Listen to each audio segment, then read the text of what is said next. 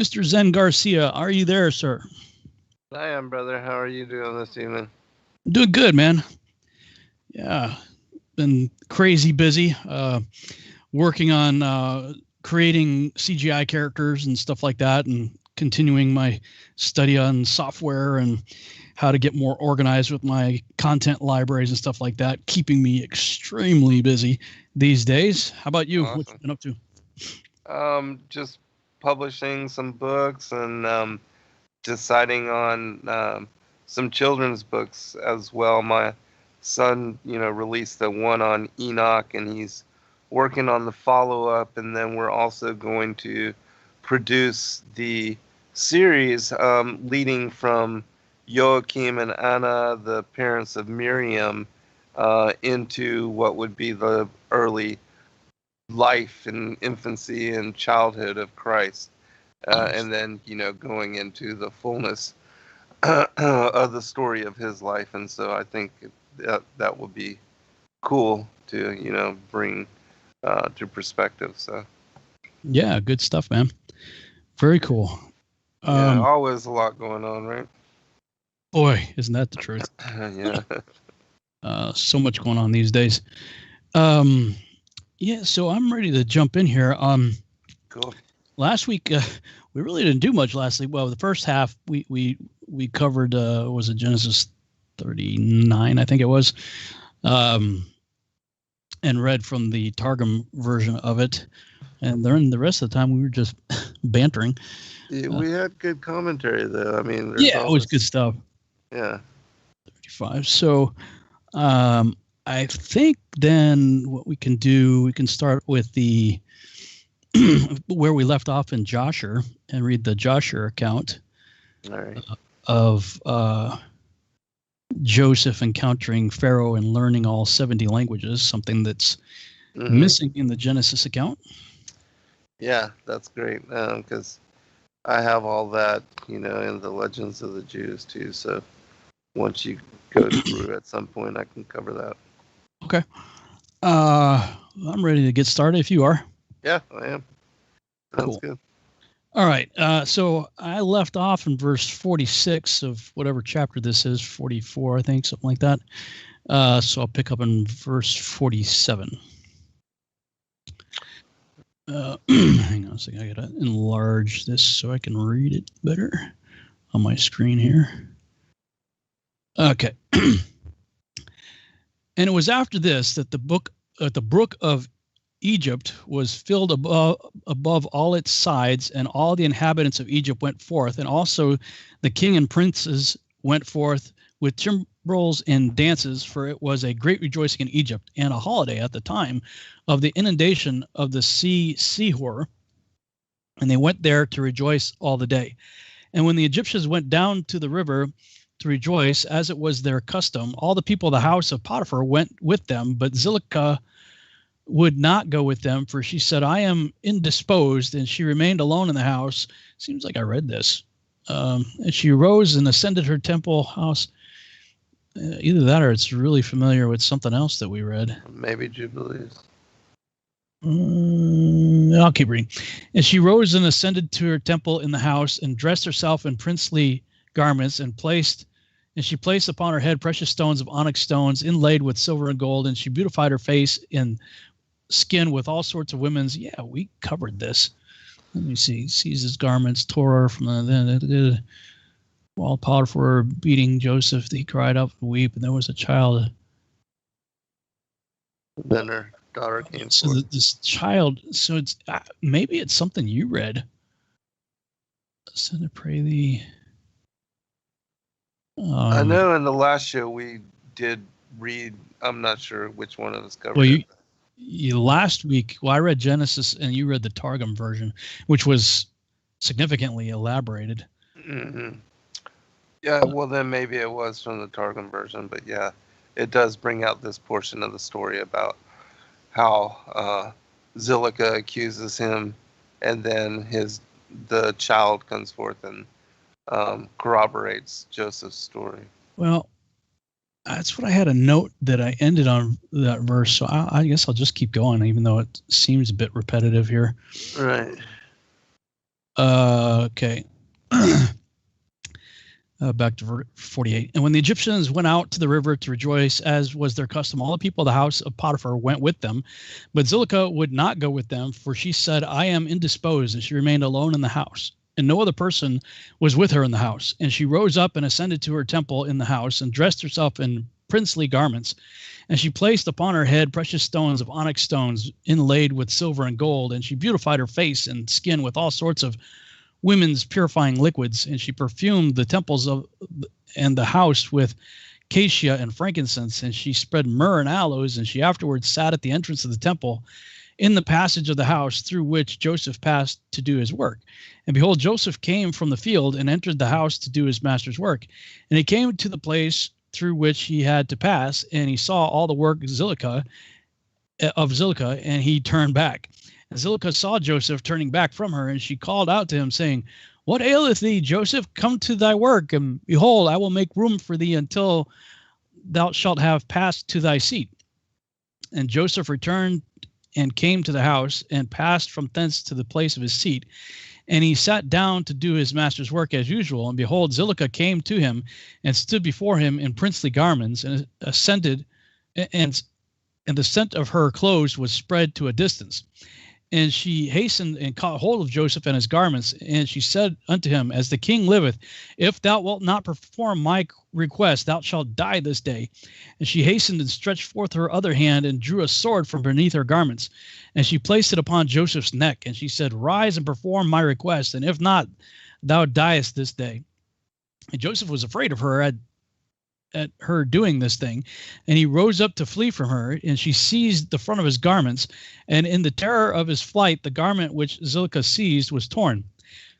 And Joseph left the garment in the hand of Zilliqa, and he fled and got out, for he was in fear. And when Zilliqa saw that Joseph's garment was torn, and that he had left it in her hand and had fled, she was afraid for her life, lest the report should spread concerning her. And she rose up and acted with cunning, and put off the garments in which she was dressed, and she put on her other garments. And she took Joseph's garment, and she laid it beside her, and she went and seated herself in the place where she had sat in her illness, before the people of her house had gone out to the river. And she called a young lad who was then in the house, and she ordered him to call the people of the house to her. And when she saw them, she said unto them with a loud voice and lamentation, See what a Hebrew your master has brought to me in the house, for he came this day to lie with me. And when you had gone out, he came to the house, and seeing that there was no person in the house, he came unto me, and caught hold of me with intent to lie with me. And I seized his garments and tore them, and called out against him with a loud voice. And when I had lifted up my voice, he was afraid of his life, and he left the garment before me and fled. And the people of her house spoke nothing, but their wrath was very much kindled against Joseph. And they went to his master and told him the words of his wile. And Potiphar came home enraged, and his wife cried out to him, saying, What is this thing that thou hast done unto me in bringing a Hebrew servant into my house? For he came unto me this day to sport with me. Thus did he do unto me this day. And Potiphar heard the words of his wife, and he ordered Joseph to be punished with severe stripes. And they did so to him. And whilst they were smiting him, Joseph called out with a loud voice, and he lifted up his eyes to heaven, and he said, O Lord God, thou knowest that I am innocent of all these things. And why shall I die this day through falsehood by the hand of these uncircumcised wicked men, whom thou knowest? And whilst Potiphar's men were beating Joseph, he continued to cry out and weep. And there was a child there, 11 months old, and the Lord opened the mouth of the child. And he spake these words before Potiphar's men, who were smiting Joseph, saying, What do you want of this man, and why do you do this evil unto him? My mother speaketh falsely and uttereth lies. Thus was the transaction. And the child told them accurately all that happened, and all the words of Zilliqa to Joseph after day did he declare unto them. And all the men heard the words of the child, and were wondered greatly at the child's words. And the child ceased to speak and became still. And Potiphar was very much ashamed at the words of his son, and he commanded his men not to beat Joseph anymore, and the men ceased beating Joseph. And Potiphar took Joseph and ordered him to be brought to justice before the priests, who were judges belonging to the king, in order to judge him concerning this affair. And Potiphar and Joseph came before the priests, who were the king's judges, and he said unto them, Decide, I pray you, what judgment is due to a servant, for thus has he done. And the priest said unto Joseph, Why didst thou do this thing to thy master? And Joseph answered them, saying, Not so, my lords, thus was the matter. And Potiphar said unto Joseph, Surely I entrusted in thy hands all that belonged to me, and I withheld nothing from thee but my wife. And how couldst thou do this evil? And Joseph answered, saying, Not so, my lord, as the Lord liveth, and as thy soul liveth, my lord, the word which thou didst hear from thy wife is untrue. For thus was the affair this day. A year has elapsed to me since I have been in the house. Hast thou seen any iniquity in me, or anything which might cause thee to demand my life?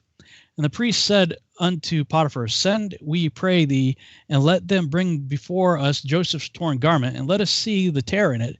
And if it shall be that the tear is in front of the garment, then his face must have been opposite to her, and she must have caught hold of him to come to her. And with deceit did thy wife do all that she has spoken. And they brought Joseph's garments before the priests, who were judges, and they saw, and behold, the tear was in front of Joseph. And all the judging priests knew that she had pressed him. And they said, The judgment of death is not due to this slave, for he has done nothing. But his garment is that he be placed in the prison house, but his judgment is that he be placed in the prison house on account of the report which through him has gone forth against thy wife. And Potiphar heard their words, and he placed him in the prison house, the place where the king's prisoners are confined. And Joseph was in the house of confinement 12 years. And notwithstanding this, his master's wife did not turn from him, and she did not cease from speaking to him day after day to hearken to her. And at the end of 3 months, Zilliqa continued going to Joseph to the house of confinement day by day, and she enticed him to hearken to her. And Zilliqa said unto Joseph, How long wilt thou remain in this house? But hearken now to my voice, and I will bring thee out of this house. And Joseph answered her, saying, It is better for me to remain in this house than to hearken to thy words, to sin against God. And she said unto him, If thou wilt not perform my wish, I will pluck out thine eyes, add fetters to thy feet, and will deliver thee into the hands of them whom thou didst not know before. And Joseph answered her and said, Behold, the God of the whole earth is able to deliver me from all that thou canst do unto me, for he openeth the eyes of the blind, and looseth those that are bound, and preserveth all strangers who are unacquainted with the land. And when Zilliqa was unable to persuade Joseph to hearken to her, she left off going to entice him, and Joseph was still confined in the house of confinement. And Jacob, the father of Joseph, and all his brethren were in the land of Canaan, still mourned and wept in those days on account of Joseph. For Jacob refused to be comforted for his son Joseph. And Jacob cried aloud and wept and mourned all those days. Chapter 45. And it was at that time in that year, which is the year of Joseph's going down to Egypt, after his brothers had sold him, that Reuben, the son of Jacob, went to Timnah and took him unto him for a wife, Eliuram, the daughter of Avi the Canaanite. And he came to her. And Eliuram, the wife of Reuben, conceived and bare him Hanok, Palu, Chetzron, Carmi, 4 sons. And Simeon his brother took his sister Dinah for a wife, and she bore unto him Memuel, Raman, Ohad, Jachin, and Zochar, 5 sons. And afterward came to Bunah the Canaanitish woman, the same is Bunah whom Simeon took captive from the city of Shechem. And Bunah was before Dinah and attended upon her. And Simeon came to her, and she bare unto him Saul. And Judah went at that time to Adullam, and he came to a man of Adullam, and his name was Hira. And Judah saw there the daughter of a man from Canaan, and her name was Eliath, and the daughter of Shua. And he took her and came to her, and Eliath bare unto Judah Onan, and Shiloh, 3 sons. And Levi and Issachar went to the land of the east, and they took unto themselves for wives the daughters of Jobab, the son of Yoktan, the son of Eber. And Jobab, the son of Yoktan, had 2 daughters. The name of the elder was Abinah, and the name of the younger was Iridah. And Levi took Abinah, and Issachar took Iridah, and they came to the land of Canaan, to their father's house. And Abinah bare unto Levi Gershon, Kahath, and Merari, 3 sons. And Iridah bare unto Issachar Tola, Puvah, Job, and Shamron, 4 sons. And Dan went to the land of Moab and took for a wife Aphleth, the daughter of Chemudan, the Moabite, and he brought her to the land of Canaan. And Aphleth was barren, and she had no offspring. And God afterward remembered Aphleth, the wife of Dan, and she conceived and bare a son, and she called his name Cushim. And Gad and Naphtali went to Haran, and took from thence the daughters of Umaran, the son of Uz, the son of Nahor, for wives. And these are the names of the daughters of Umaram. The name of the elder was Mirama, and the name of the younger Uzith. And Naphtali took Mirama, and Gad took Uzith, and brought them to the land of Canaan to their father's house. And Mirama bare unto Naphtali Yakzeel, Guni, Jazer, and Shalem, 4 sons. And Uzith bare unto Gad Zephion, Chagi, something like that, Shuni, Esbon, Eri, Erodai, and Ereli. Good grief, 7 sons. And Asher went forth and took Adon, the daughter of Aphlal, the son of Hadad, the son of Ishmael, for a wife. And he brought her to the land of Canaan. And Adon, the wife of Asher, died in those days. And she had no offspring. And it was after the death of Adon that Asher went to the other side of the river and took for a wife Hedurah, the daughter of Abimael, the son of Eber, the son of Shem. And the son and the young woman was of a comely appearance and a woman of sense, and she had been the wife of Malchiel, the son of Elam, the son of Shem. And Hedurah bare a daughter unto Malchiel, and she called her name Sarak. And Malchiel died after this, and Hedurah went and remained in her father's house. And after the death of the wife at Asher, he went and took Hedurah for a wife, and brought her to the land of Canaan. And Sarak, her daughter, he also brought with them, and she was 3 years old. And the damsel was brought up in Jacob's house. And the damsel was of a comely appearance, and she went in the sanctified ways of the children of Jacob. She lacked nothing, and the Lord gave her wisdom and understanding. And Hedurah, the wife of Asher, conceived and bare unto him Yimnah, Yishva, Yishvi, and Beriah, 4 sons. And Zebulun went to Midian and took for a wife Mirishah, the daughter of Molad, the daughter of Abidah, the son of Midian, and brought her to the land of Canaan.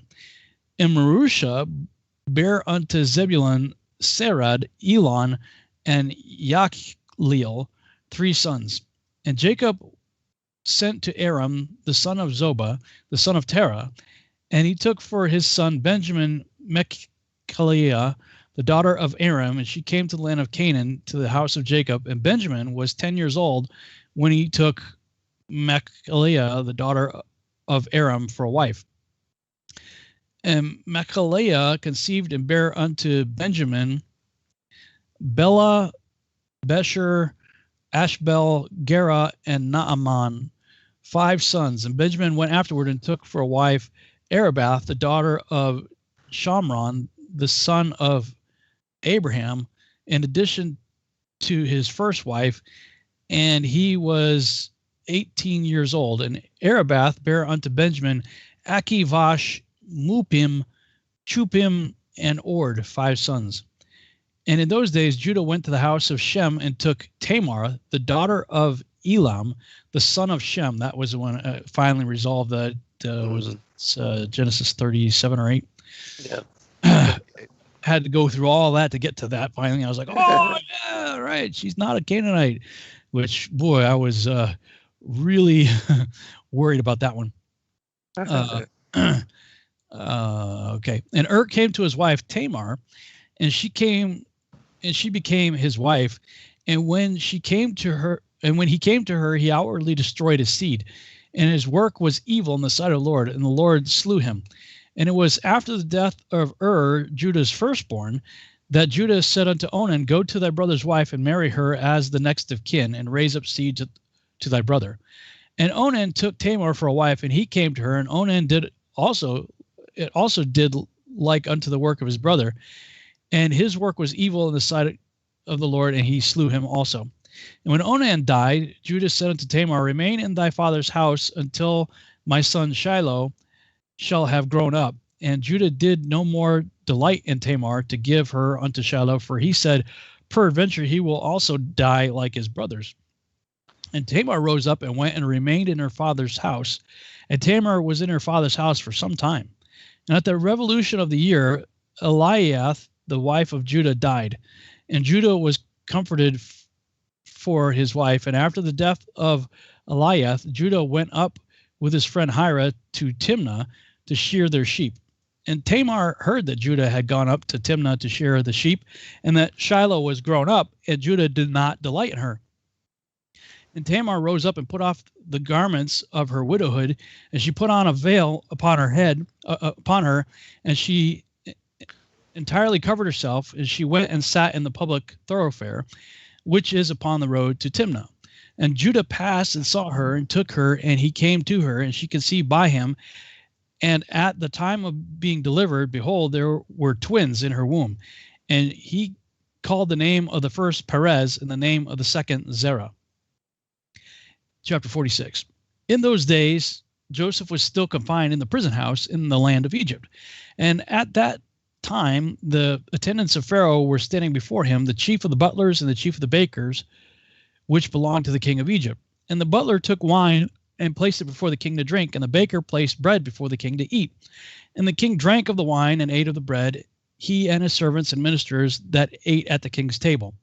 And whilst they were eating and drinking, the butler and the baker remained there, and Pharaoh's ministers found many flies in the wine, which the butler had brought, and stones of nitre were found in the baker's bread.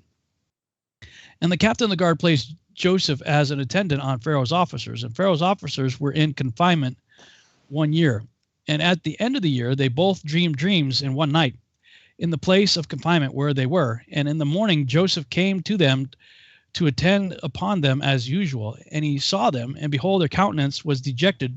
And he said, and sad. And Joseph asked them, Why are your countenances sad and dejected this day? And they said unto him, We dreamed a dream, and there was no one to interpret it. And Joseph said unto them, Relate, I pray you, your dream unto me, and God shall give you an answer of peace as you desire. And the butler related his dream unto Joseph. And he said, I saw my dream, and behold, a large vine was before me. And upon that vine I saw 3 branches, and the vine speedily blossomed and reached a great height, and its clusters were ripened and became grapes. And I took the grapes and pressed them in a cup and placed it in Pharaoh's hand, and he drank. And Joseph said unto him, The 3 branches that were upon the vine are 3 days. Yet within 3 days the king will order thee to be brought out, and he will restore thee to thy office. And thou shalt give the king his wine to drink, and as at first, when thou wast his butler. But let me find favor in thy sight, that thou shalt remember me to Pharaoh when it shall be well with thee, and do kindness unto me, and get me brought forth from this prison. For I was stolen away from the land of Canaan, and I was sold for a slave in this place. And also that which was told thee concerning my master's wife is false, for they placed me in this dungeon for naught. And the butler answered Joseph, saying, If the king deal well with me as at first, as thou last interpreted to me, I will do all that thou desirest, and get thee brought out of this dungeon. And the baker, seeing that Joseph had accurately interpreted the butler's dream, he approached and related the whole of his dream to Joseph. And he said unto him, In my dream I saw, and behold, 3 white baskets upon my head. And I looked, and behold, there were in the uppermost basket all manner of baked meats for Pharaoh. And behold, the birds were eating them from off my head. And Joseph said unto him, The 3 baskets which thou didst see are 3 days. Yet within 3 days Pharaoh will take off thy head. and hang thee upon a tree, and the birds will eat thy flesh from off thee, as thou sawest in thy dream. In those days the queen was about to be delivered, and upon that day she bare a son unto the king of Egypt. And they proclaimed that the king had gotten his firstborn son, and all the people of Egypt, together with the officers and servants of Pharaoh, rejoiced greatly. And upon the third day of his birth, Pharaoh made a feast for his officers and servants of the host of the land of Zoar and of the land of Egypt. And all the people of Egypt and the servants of Pharaoh came to eat and drink with the king at the feast of his son, and to rejoice at the king's rejoicing. And all the officers of the king and the servants were rejoicing at that time for 8 days at the feast.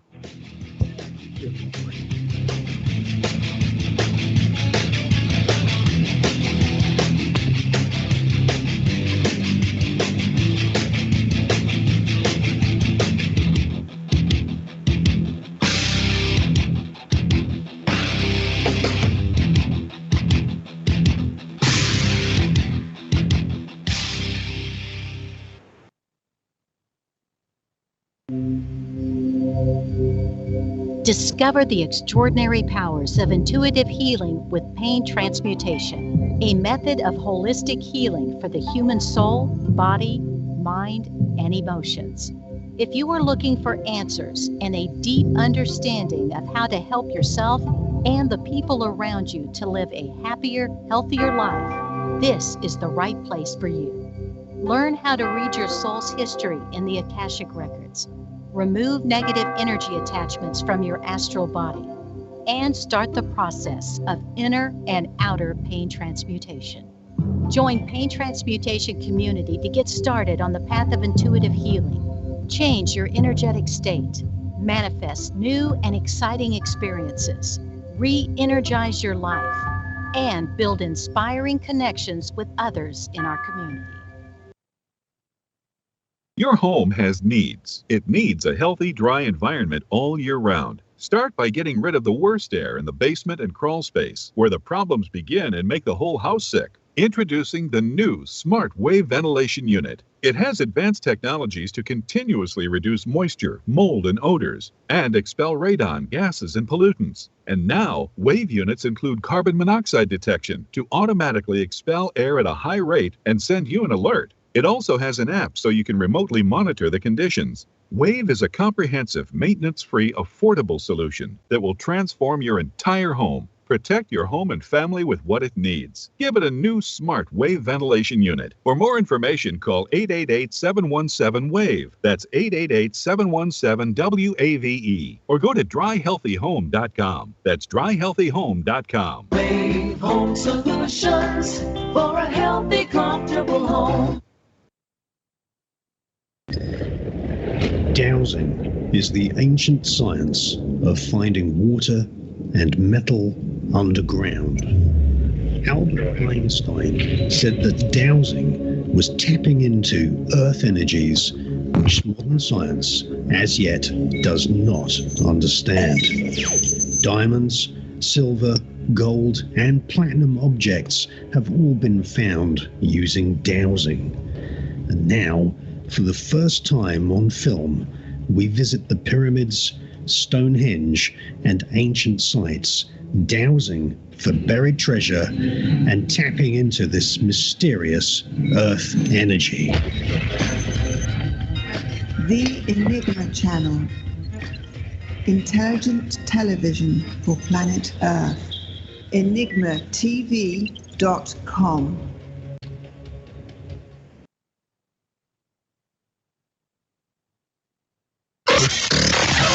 Real people, real radio. Initiating the truth frequency. This is Truth Frequency Radio.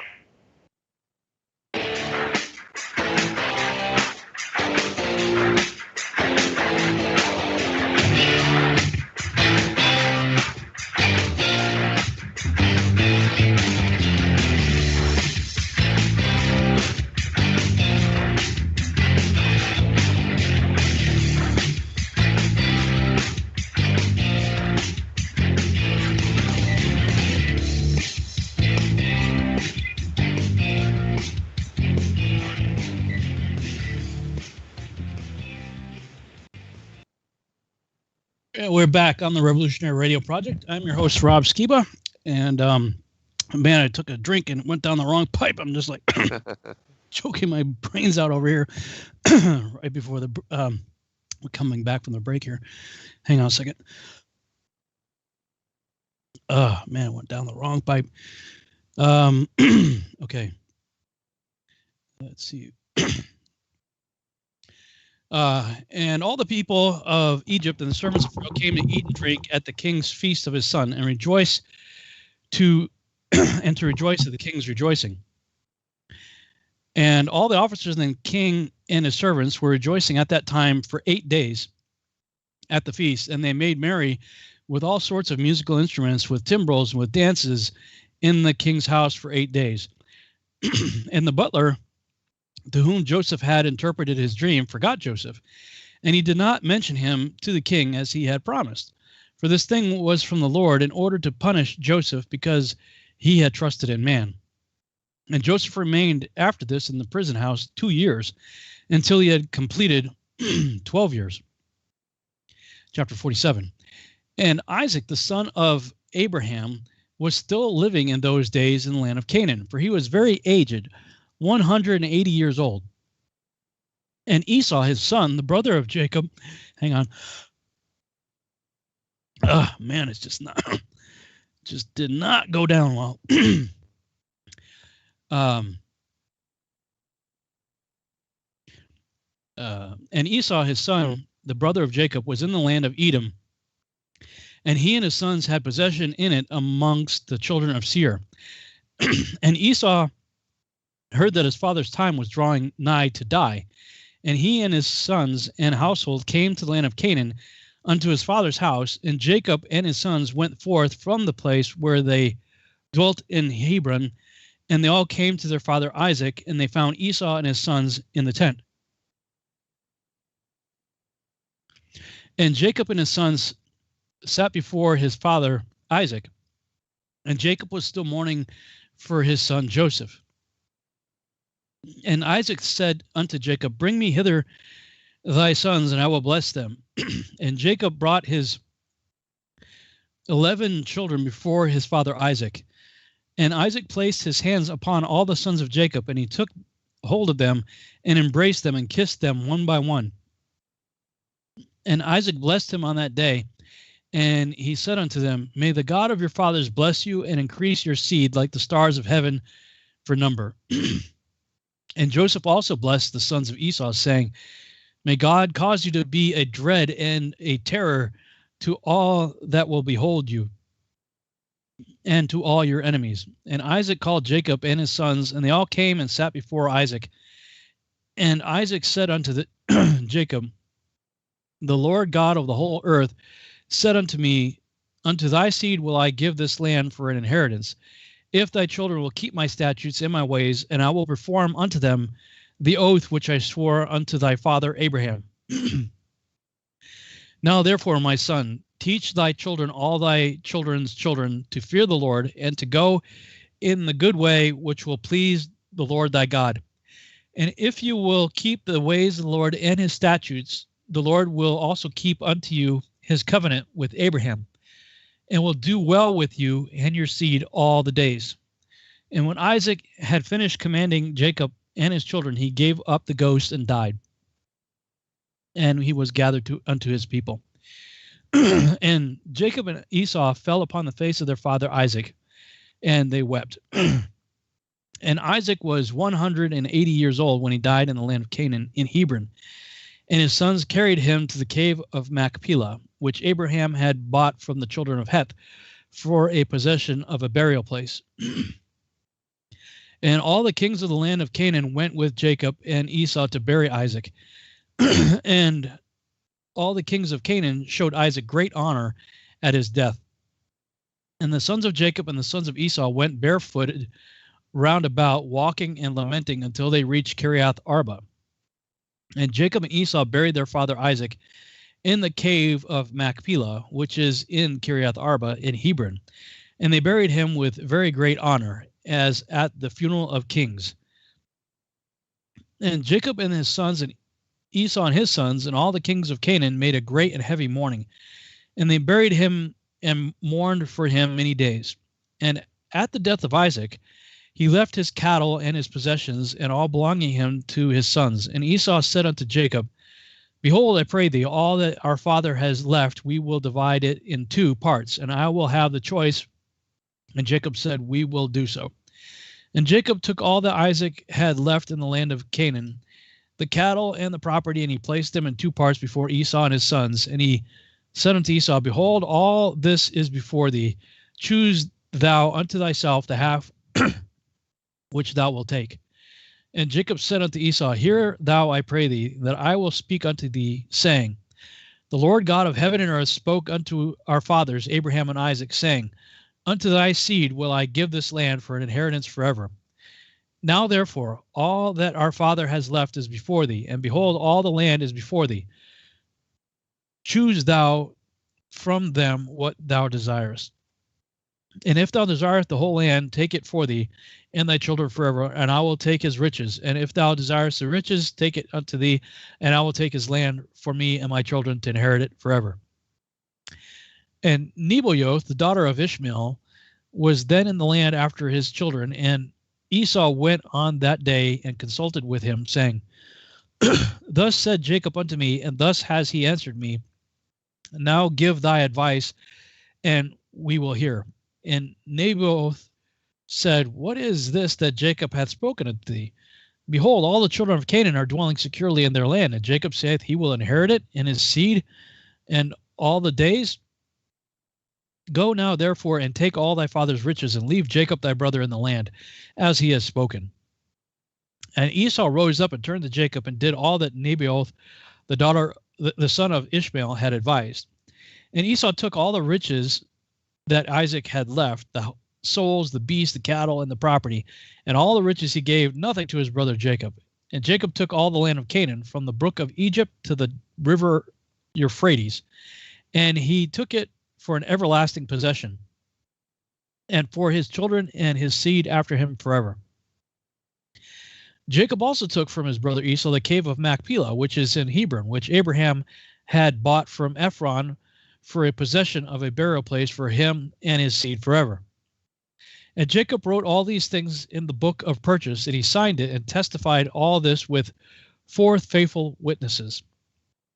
And these are the words which Jacob wrote in the book, saying, The land of Canaan and all the cities of the Hittites, the Hivites, the Jebusites, the Amorites, the Perizzites, and the Girgashites, all the 7 nations from the river of Egypt unto the river Euphrates. And the city of Hebron, Kiriath Arba, and the cave which is in it, the whole did Jacob buy from his brother Esau for value, for a possession and for an inheritance for his seed after him forever. And Jacob took the book of purchase and the signature and the command and the statutes and the revealed book, and he placed them in an earthen vessel in order that they should remain for a long time. And he delivered them into the hands of his children. Esau took all that his father had left him after his death from his brother Jacob, and he took all the property from man and beast, camel and ass, ox and lamb, silver and gold, stones and bdellium, and all the riches which had belonged to Isaac, the son of Abraham. There was nothing left which Esau did not take unto himself from all that Isaac had left after his death. And Esau took all this, and he and his children went home to the land of Seir, the Horite, away from his brother Jacob and his brethren. And Esau had possessions amongst the children of Seir, and Esau returned not to the land of Canaan from that day forward. And the whole land of Canaan became an inheritance to the children of Israel for an everlasting inheritance. And Esau with all his children inherited the mountain of Seir. Chapter 48. In those days after the death of Isaac, the Lord commanded and caused a famine upon the whole earth. And that at that time Pharaoh, king of Egypt, was sitting upon his throne in the land of Egypt, and lay in his bed and dreamed dreams. And Pharaoh saw in his dream that he was standing by the side of the river of Egypt. And whilst he was standing, he saw, and behold, 7 fat, fleshed, and well-favored kine came up out of the river. And 7 other kine, lean flesh and ill-favored, came up after them. And the 7 ill-favored ones swallowed up the well-favored ones, and still their appearance was ill as at the first. And he awoke and he slept again, and he dreamed a second time, and saw, and behold, 7 ears of corn came up upon one stalk, rank and good, and 7 thin ears, blasted with the east wind, sprang up after them, and the thin ears swallowed up the full ones. And Pharaoh awoke out of his dream. And in the morning the king remembered his dreams, and his spirit was sadly troubled on account of his dreams. And the king hastened and sent and called for all the magicians of Egypt and the wise men, and they came and stood before Pharaoh. And the king said unto them, I have dreamed dreams, and there is none to interpret them. And they said unto the king, Relate thy dreams unto thy servants, and let us hear them. And the king related his dreams to them, and they all answered and said with one voice to the king, May the king live forever, and this is the interpretation of thy dreams. The 7 good kine which thou didst see denote 7 daughters that will be born unto thee in the latter days. And the 7 kine which thou sawest came up after them and swallowed them up are for a sign that the daughters will be born unto thee will all die in the lifetime of the king.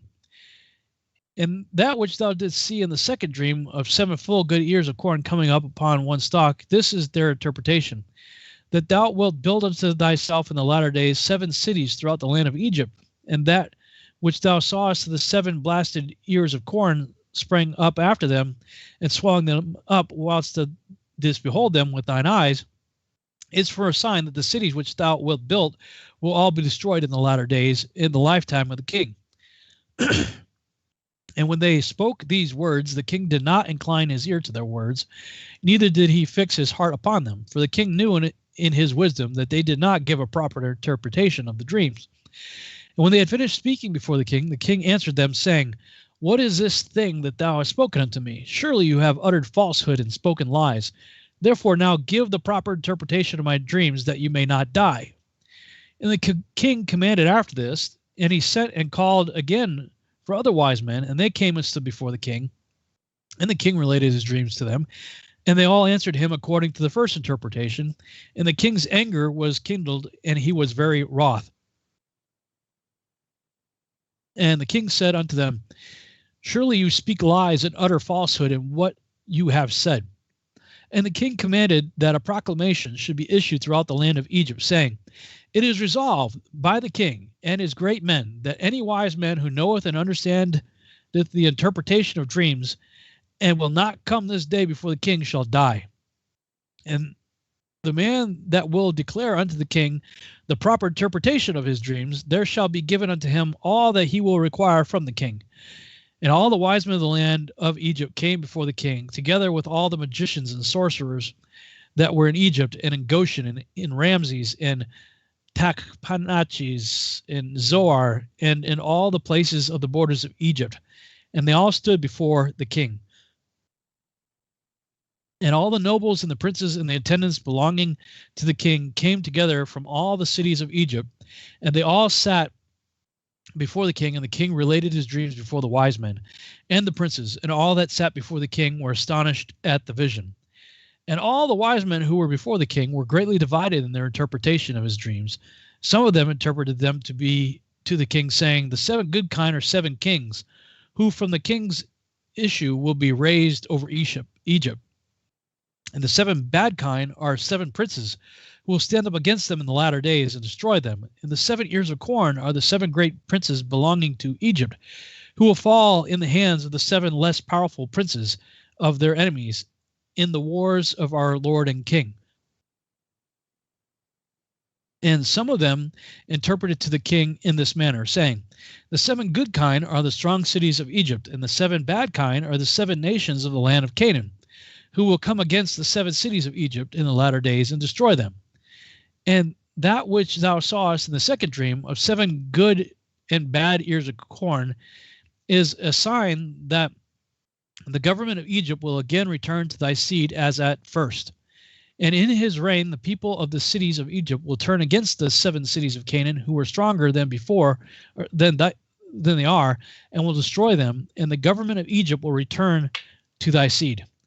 And some of them said to the king, This is the interpretation of thy dreams.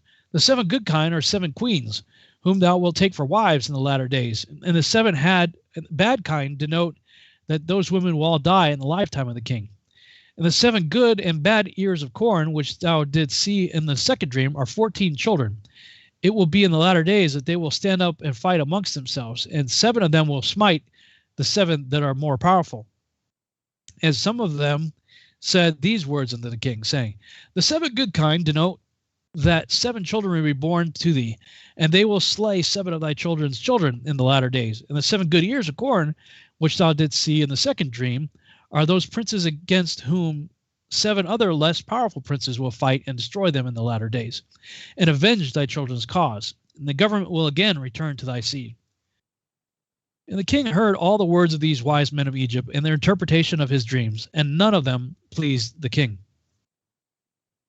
And the king knew in his wisdom that they did not altogether speak correctly in all these words, for this was from the Lord to frustrate the words of the wise men of Egypt, in order that Joseph might go forth from the house of confinement, and in order that he should become great in Egypt. And the king saw that none amongst all the wise men and magicians of Egypt spoke correctly to him. The king's wrath was kindled, and his anger burned against him. And the king commanded that all the wise men and the magicians should go out from before him, and they all went out from before the king with shame and disgrace. And the king commanded that a proclamation be sent throughout Egypt to slay all the magicians that were in Egypt, and not one of them should be suffered to live. And the captains of the guards belonging to the king rose up, and each man drew his sword, and they began to smite the magicians of Egypt and the wise men. After this, Merad, chief butler to the king, came and bowed before the king and sat before him. And the butler said unto the king, May the king live forever, and his government be exalted in the land. Thou wast angry with thy servant in those days, now 2 years past, and didst place me in the ward, for I was for some time in the ward, I and the chief of the bakers. And there was with us a Hebrew servant belonging to the captain of the guard, his name was Joseph. For his master had been angry with him and placed him in the house of confinement, and he attended us there. And in some time after, when we were in the ward, we dreamed dreams, and one night I and the chief of the bakers, we dreamed, each man according to the interpretation of his dream. And we came in the morning and told them to that servant, and he interpreted to us our dreams. To each man according to his dream did he correctly interpret. And it came to pass, as he interpreted to us, so was the event. There fell not to the ground any of his words. And now therefore, my lord and king, do not slay the people of Egypt for naught. Behold, that slave is still confined in the house of the captain of the guard, his master, in the house of confinement. If it pleaseth the king, let him send for him, that he may come before thee, and he will make known to thee the correct interpretation of the dream which thou didst dream. And the king heard the words of the chief butler, and the king ordered that the wise men of Egypt should not be slain. And the king ordered his servants to bring Joseph before him. And the king said unto them, Go to him, and do not terrify him, lest he be confused and will not know to speak properly. And the servants of the king went to Joseph, and they brought him hastily out of the dungeon. And the king's servants shaved him, and he changed his prison garment, and he came before the king. And the king was sitting upon his royal throne in a priestly dress skirt, around with a golden ephod, and the fine gold which was upon it sparkled, and the carbuncle and the ruby and the emerald, together with all the precious stones that were upon the king's head, dazzled the eye. And Joseph wondered greatly at the king. And the throne upon which the king sat was covered with gold and silver and with onyx stones, and it had 70 steps. And it was their custom throughout the land of Egypt that every man who came to speak to the king, if he was a prince or one that was estimable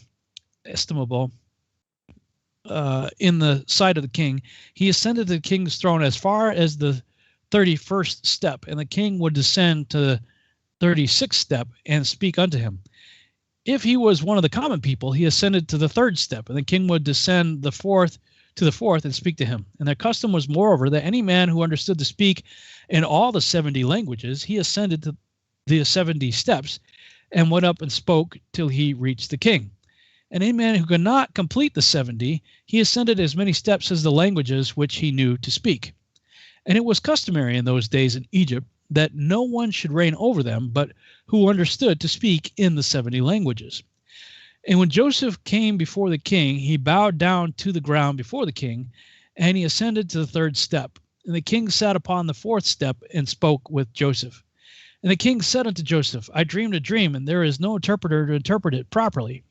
And I commanded this day that all the magicians of Egypt and the wise men thereof should come before me. And I related my dreams to them, and no one has properly interpreted them to me. And after this, this day heard concerning thee, that thou art a wise man, and canst correctly interpret every dream that thou hearest. And Joseph answered Pharaoh, saying, Let Pharaoh relate his dream that he dreamed. Surely the interpretations belong to God.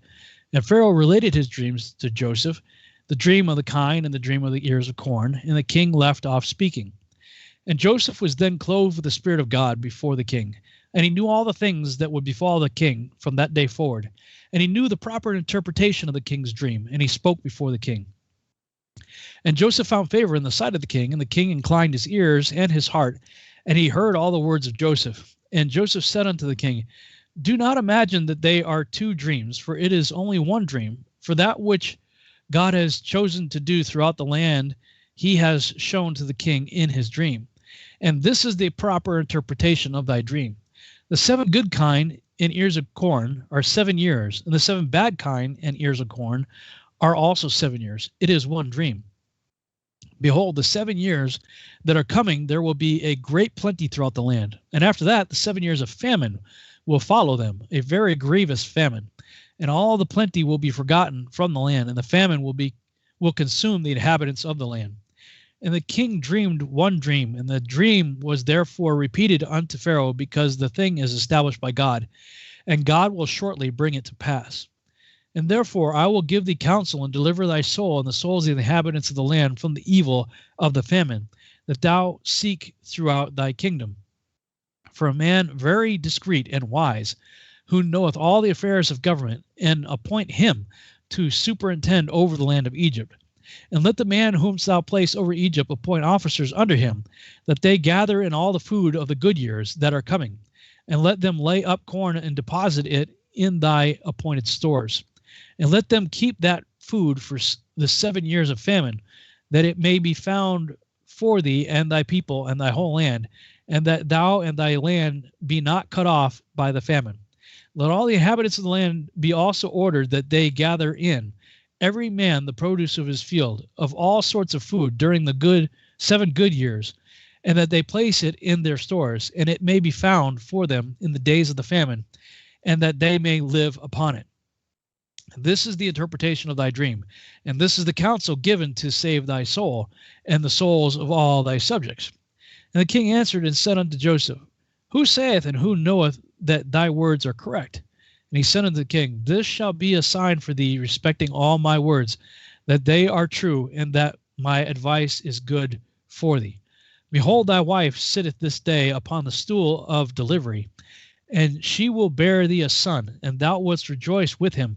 When thy child shall have gone forth from his mother's womb, thy firstborn son that has been born these 2 years back shall die, and thou shalt be comforted in the child that will be born unto thee this day. And Joseph finished speaking these words to the king, and he bowed down to the king, and he went out, and Joseph had gone out of the king's, and when Joseph had gone out from the king's presence, those signs which Joseph had spoken unto the king came to pass that day. And the queen bare a son on that day, and the king heard the glad tidings about his son, and he rejoiced. And the reporter had gone forth from the king's presence. The king's servants found the firstborn son of the king fallen dead upon the ground. And there was great lamentation and noise in the king's house. And the king heard it and said, What is the noise and lamentation that I have heard in the house? And they told the king that his firstborn son had died. Then the king knew that all of Joseph's words that had been spoken, that he had spoken, were correct. And the king was consoled for his son by the child that was born to him on that day, as Joseph had spoken. And, well, we got about 20 seconds left to the break. Perfect. I think probably I can get through 49, and that should catch us up, I think, to Genesis. Then That's good. you can take over from there. All right. Man, I didn't think I was gonna make it through that. Man, I was like, whatever I swallowed wrong, it just wasn't sitting well with me. Man, it was not sitting well with me. Oh well. Are you gonna read from Legends of the Jews or something? Yeah, I'll read from Legends of the Jews in the last part. Okay. Yeah, the part that sounded familiar must have been from Jubilees. Yeah, that's what that must have been very similar because I didn't recognize anything else that we just covered. So, right. Well, it says we're at break, but I don't hear any music. So maybe a slight delay. All right. Oh, there it is. There it is.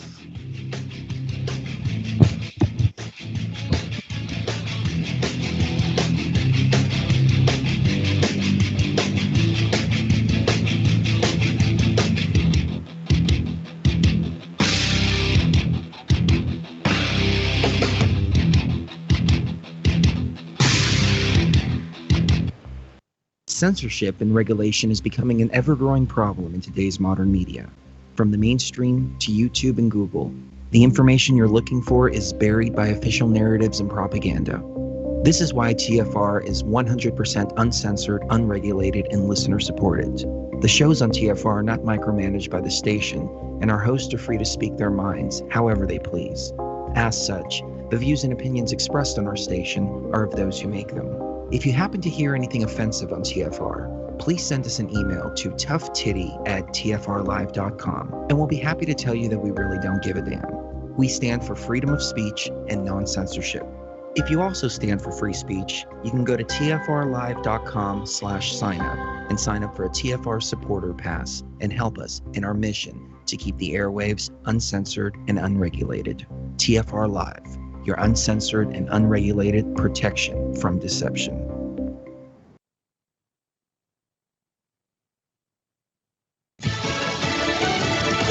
A military base on lockdown. I'm Lisa Brady, Fox News. Officials at Joint Base San Antonio in Texas have been investigating reports that 2 suspected shooters fired shots from off base, then fled on foot. There are no injuries reported. They're working with San Antonio police to clear the area and search for the shooters. President Biden just landing in England to begin his first foreign trip as president, 3 countries in 8 days and 3 summits with the G7, NATO, and Russia's president, telling reporters before he left this morning it's about strengthening alliances. This is a high-stakes trip to Europe in which President Biden will be watched closely and assessed on how he manages to unite the G7 and NATO partners and rebuilds alliances that have frayed in recent years. Fox's Jennifer Griffin at the Pentagon. Meantime, the president reportedly plans to announce a plan to buy 500 million more doses of COVID vaccine to share with the world.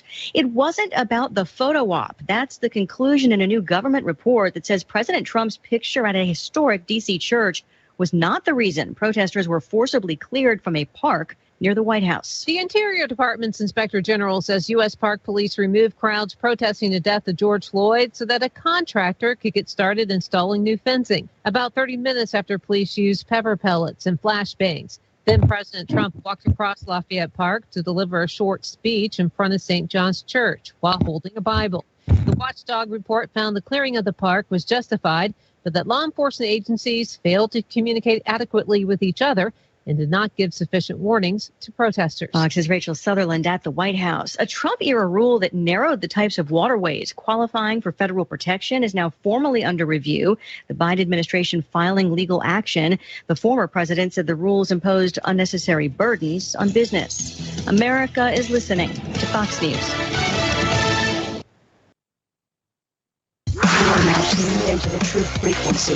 Your protection from deception. This is Truth Frequency Radio.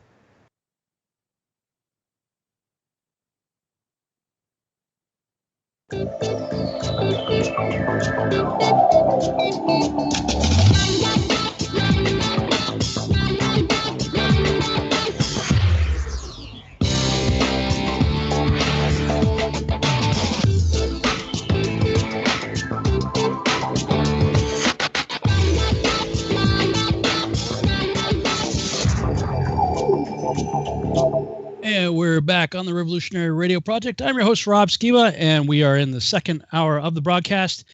And I will continue in the book of Joshua, chapter 49. After these things, the king sent and assembled all his officers and servants, and all the princes and nobles belonging to the king. And they all came before the king. And the king said unto them, Behold, you have seen and heard all the words of this Hebrew man, and all the signs which he declared would come to pass, and not any of his words have fallen to the ground. And you know that he has given a proper interpretation of the dream, and it will surely come to pass. Now therefore take counsel and know what you will do, and how the land will be delivered from the famine.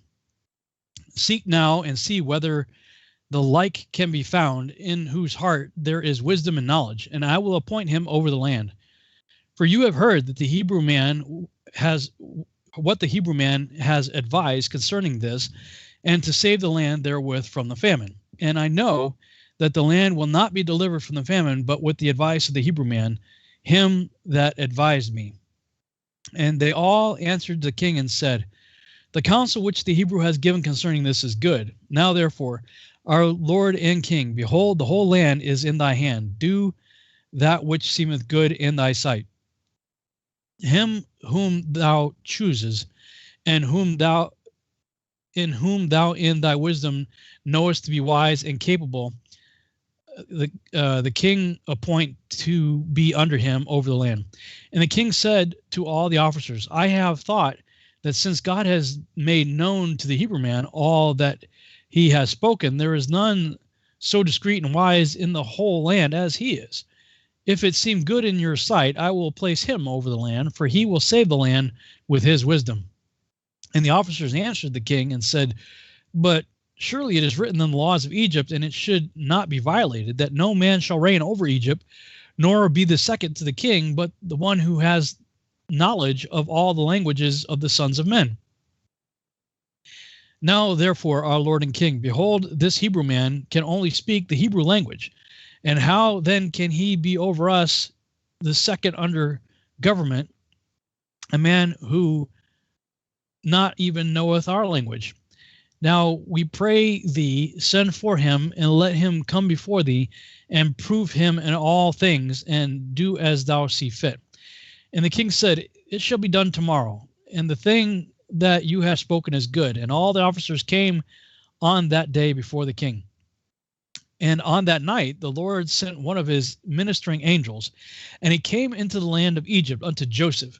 And the angel of the Lord stood over Joseph, and behold, Joseph was lying in the bed at night in his master's house in the dungeon, for his master had put him back into the dungeon on account of his wife.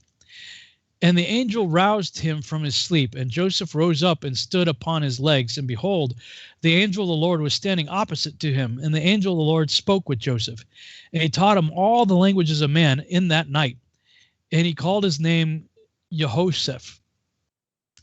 And the angel of the Lord went from him, and Joseph returned and lay upon his bed, and Joseph was astonished at the vision which he saw.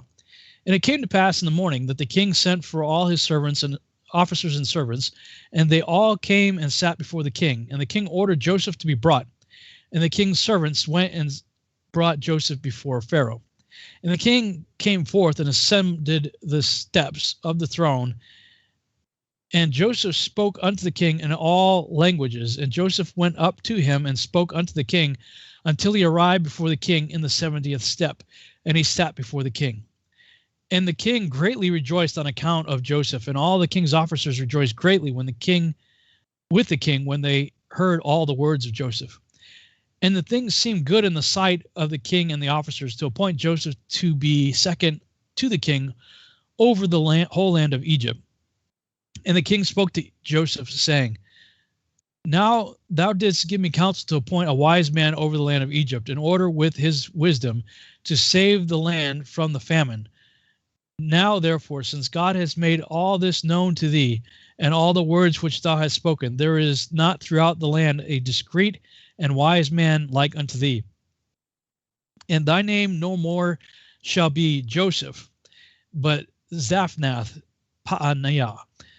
shall be thy name. Thou shalt be second to me, and according to thy word shall be all the affairs of my government, and at thy word shall my people go out and come in. Also from under thy hand shall my servants and officers receive their salary, which is given to them monthly. And to thee shall all the people of the land bow down. Only in my throne will I be greater than thou. And the king took off his ring from his hand and put it upon the hand of Joseph. And the king dressed Joseph in a princely garment.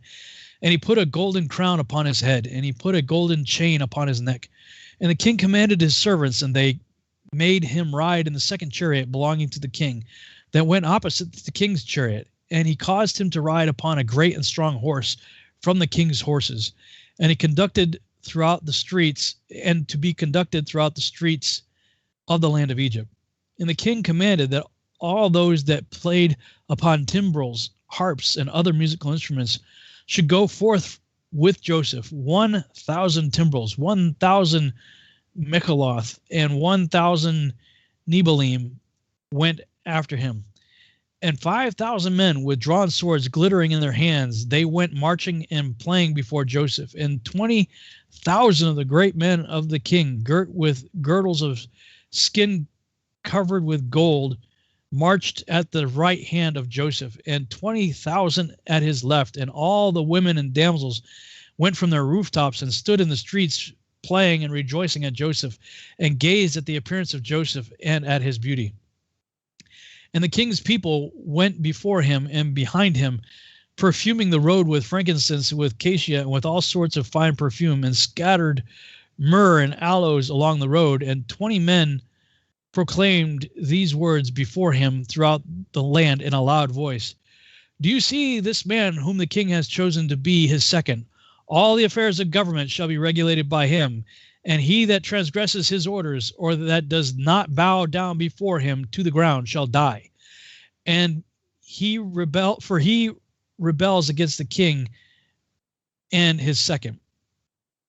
And when the heralds had ceased proclaiming, all the people of Egypt bowed down to the ground before Joseph and said, May the king live, also may his second live. And all the inhabitants of Egypt bowed down along the road. And when the heralds approached them, they bowed down, and they rejoiced with all sorts of timbrels, Michal and Nabal, before Joseph.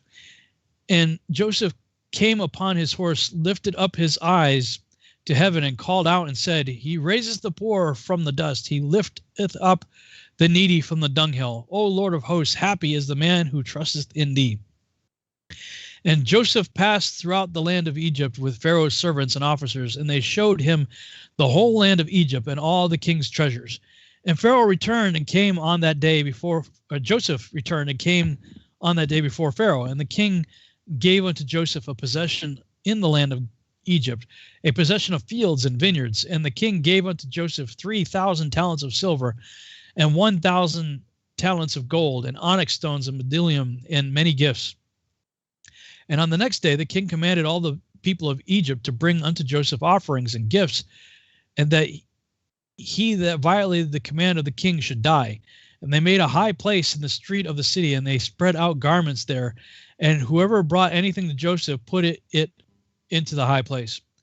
And all the people of Egypt cast something into the high place, one man a golden earring, and the other rings and earrings and different vessels of gold and silverwork and onyx stones and bdellium did he cast upon the high place. Everyone gave something of what he possessed. And Joseph took all these and placed them in his treasuries.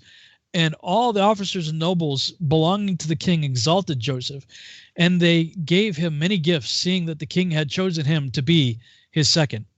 And the king sent to Potiphar, the son of Ahiram, priest of On, and he took his younger daughter Osnath, and gave her unto Joseph for a wife. And the damsel was very comely, a virgin, one whom man had not known. And Joseph took her for a wife. And the king said unto Joseph, I am Pharaoh, and beside thee none shall dare to lift up his hand or his foot to regulate my people throughout the land of Egypt. And Joseph was 30 years old when he stood before Pharaoh. And Joseph went out from before the king, and he became the king's second in Egypt. And the king gave Joseph 100 servants to attend him in his house. And Joseph also sent and purchased many servants, and they remained in the house of Joseph. Joseph then built for himself a very magnificent house, like unto the houses of kings, before the court of the king's palace. And he made in the house a large temple, very elegant in appearance, and convenient for his residence. 3 years was Joseph in the erecting his house. And Joseph made unto himself a very elegant throne of abundance of gold and silver, and he covered it with onyx stones and bdellium, and he made upon it in the likeness of the whole land of Egypt, in the likeness of the river of Egypt, that watereth the whole land of Egypt. And Joseph sat securely upon his throne in his house, and the Lord increased Joseph's wisdom. And all the inhabitants of Egypt and Pharaoh's servants and his princes loved Joseph exceedingly, for this thing was from the Lord to Joseph. And Joseph had an army that made war, going out in hosts and troops to the number of 40,600 men, capable of bearing arms to assist the king. And Joseph against the enemy, besides the king's officers and his servants and inhabitants of Egypt without number. And Joseph gave unto his mighty men and to all his hosts shields and javelins and caps and coats of mail and stones for slinging. Well, we're still not caught up to Genesis, but that may be a good place to stop for me anyway, and let you kind of take over. Okay, if you need a breather too, you've been going for quite a while. Going nonstop here for almost an hour. All right, well, I did skip ahead in the story of the Legends of the Jews because we were just way too far back. So I've come up to the part where it speaks about Joseph being a slave to Potiphar. So I'll pick up the story there. Cool. And this is from the second book of the Legends of the Jews, which the entire beginning is about Joseph, but we skipped ahead a little bit. When Joseph was sold as a slave to the Ishmaelites, he kept silent out of respect for his brethren, and did not tell his masters that he was a son of Jacob, a great and powerful man. Even when he came to the Midianites with the Ishmaelites, the former asked after his parentage. He still said he was a slave only in order not to put his brethren to shame. But the most distinguished of the Midianites rebuked Joseph, saying, "Thou art no slave, thy appearance betrayeth thee." And he threatened him with death unless he acknowledged the truth. Joseph, however, was steadfast. He would not act treacherously towards his brethren. Arrived in Egypt, the owners of Joseph could come to no agreement regarding him. Each desired to have sole and exclusive possession of him. They therefore decided to leave him with a shopkeeper until they should come back to Egypt again and with their merchandise. And God let Joseph find grace in the sight of the shopkeeper. All that he had, his whole house, he put into Joseph's hand, and therefore the Lord blessed him with much silver and gold, and Joseph remained with him for 3 months and 5 days. At that time there came from Memphis the wife, you know what, I should share this. Share the screen. Okay. At that time there came from Memphis the wife of Potiphar, and she cast her eyes upon Joseph, of whose comeliness a person she had heard from the eunuchs. She told her husband how that a certain shopkeeper had grown rich through a young Hebrew, and she added, "But it is said that the youth was stolen away out of the land of Canaan. Go therefore and sit in judgment upon his owner, and take the youth into thy house, that the God of the Hebrews may bless thee, for the grace of heaven rests upon the youth."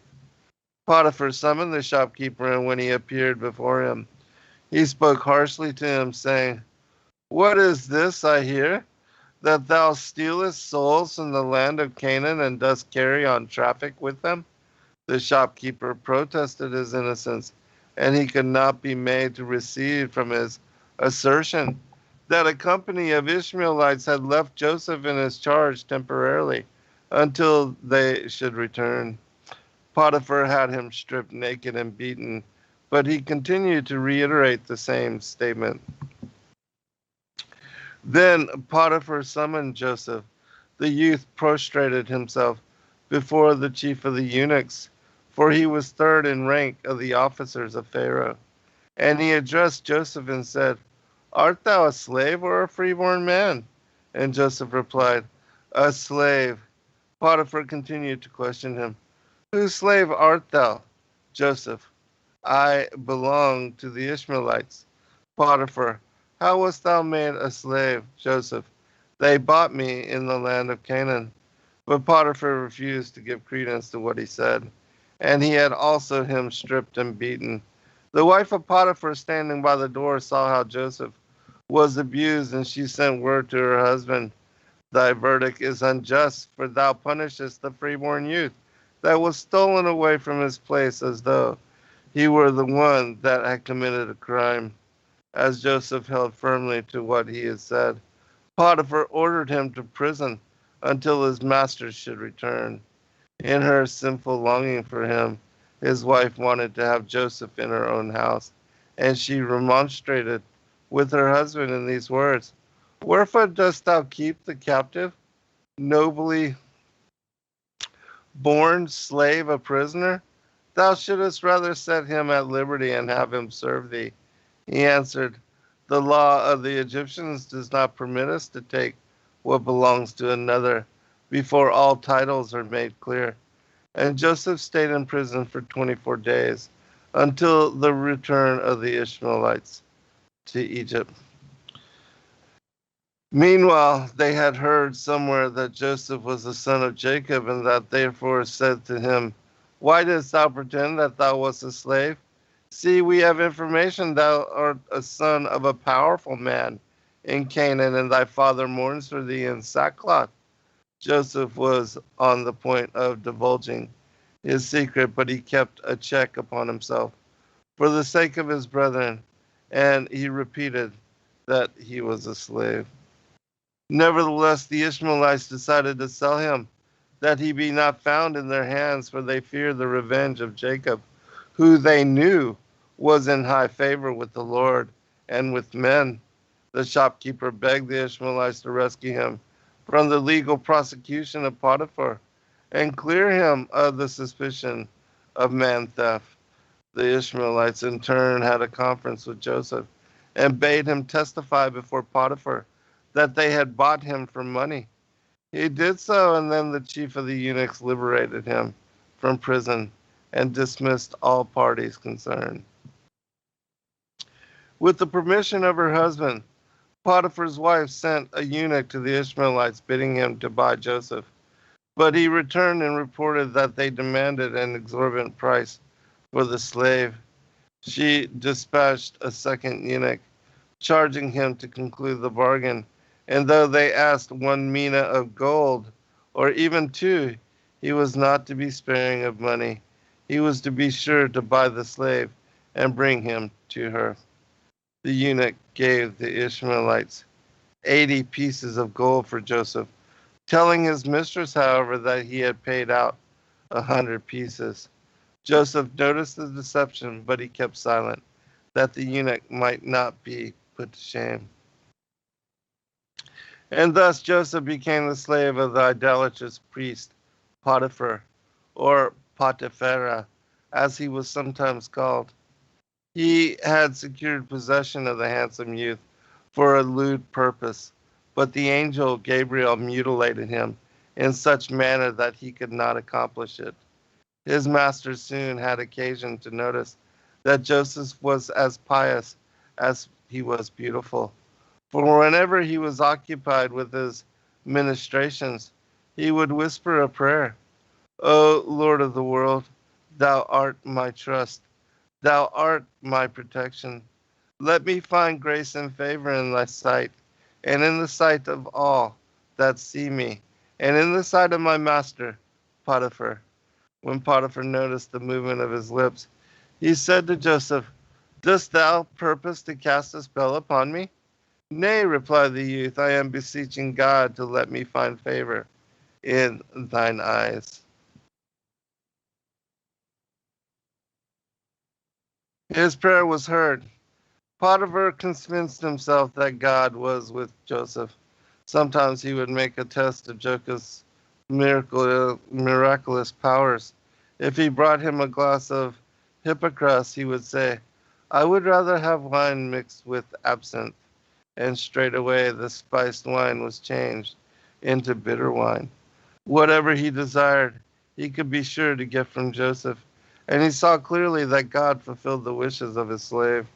And therefore he put all the keys of his house into his hand.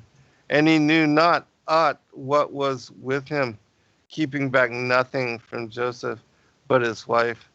And seeing that the Shekinah rested upon him, Potiphar treated Joseph not as a slave, but as a member of his family. For he said, This youth is not cut out for a slave's work. He is worthy of a prince's place. And accordingly, he provided instruction for him in the arts and ordered him to have better fare than the other slaves. Joseph thanked God for his new and happy state. He prayed, Blessed art thou, O Lord, and thou hast caused me to forget my father's house. What made his present fortune so agreeable was that he was removed from the envy and jealousy of his brethren. He said, When I was in my father's house and he gave me something pretty, my brethren begrudged me the present, and now, O Lord, I thank thee that I live amid plenty, free from anxieties. He turned his attention to his external appearance. He painted his eyes, dressed his hair, and aimed to be elegant in his walk. But God spake to him, saying, Thy father is mourning in sackcloth and ashes, while thou dost eat, drink, and dress thy hair. Therefore, I will stir up thy mistress against thee, and thou shalt be embarrassed. And thus Joseph's secret wish was fulfilled, that he might be permitted to prove his piety under temptation, as the piety of his fathers had been tested. Throw the stick up in the air, it would always return to its original place. Like Rachel, his mother, Joseph was of ravishing beauty, and the wife of his master was filled with invincible passion for him. Her feeling was heightened by the astrologic forecast that she was destined to have descendants through Joseph. This was true, but not in the sense in which she understood the prophecy. Joseph married her daughter Asenath later, and she bore him children, thus fulfilling what had been read in the stars. In the beginning, she did not confess her love to Joseph. She tried first to seduce him by artifice. On the pretext of visiting him, she would go to him at night, and as she had no sons, she would pretend a desire to adopt him. Joseph then prayed to God in her behalf, and she bore a son. However, she continued to embrace him as though he were her own child. Yet, he did not notice her evil designs. And finally, when he recognized her wanton trickery, he mourned many days and endeavored to turn away from her sinful passion. By the word of God, she, on her side, her sinful passion, she on her side often threatened him with death and surrendered him to castigations in order to make him amenable to her will. And when these means had no effect upon Joseph, she sought to seduce him with enticements. She would say, I promise thee, thou shalt rule over me and all I have, if thou wilt but give thyself up to me, and thou shalt be to me the same as my lawful husband. But Joseph was mindful of the words of his father, and he went into his chamber and fasted and prayed to God that he would deliver him from the toils of the Egyptian women. In spite of the mortifications he practiced, and though he gave the poor and the sick the food apportioned to him, his master thought he lived a luxurious life. For those that fast for the glory of God are made beautiful of countenance. The wife of Potiphar would frequently speak to her husband in praise of Joseph's chastity, in order that he might conceive no suspicion of the state of her feelings. And again she would encourage Joseph secretly, telling him not to fear her husband, that he was convinced of his purity of life. And though one should carry tales to him about Joseph and herself, Potiphar would lend them no credence. And when she saw that all this was ineffectual, she approached him with the request that he teach her the word of God, saying, "If it be thy wish that I forsake idol worship, then fulfill my desire, and I will persuade that Egyptian husband of mine to abjure the idols."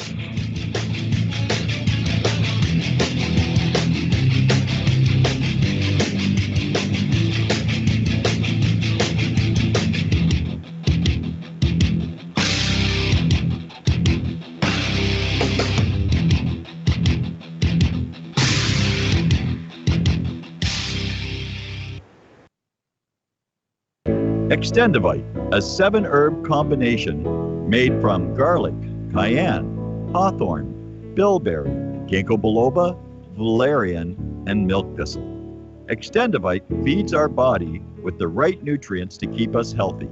Just listen to what Arthur has to say.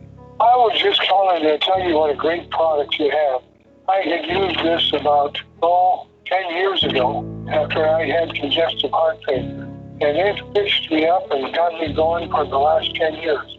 Lately, I've been having heart trouble again, so I placed another order because this was the only thing that ever worked. And I just wanted to let you know that you have a great product. To order, call 1-877-928-8822. That's 1-877-928-8822 or visit heartdrop.com. Extend your life with Extendovite.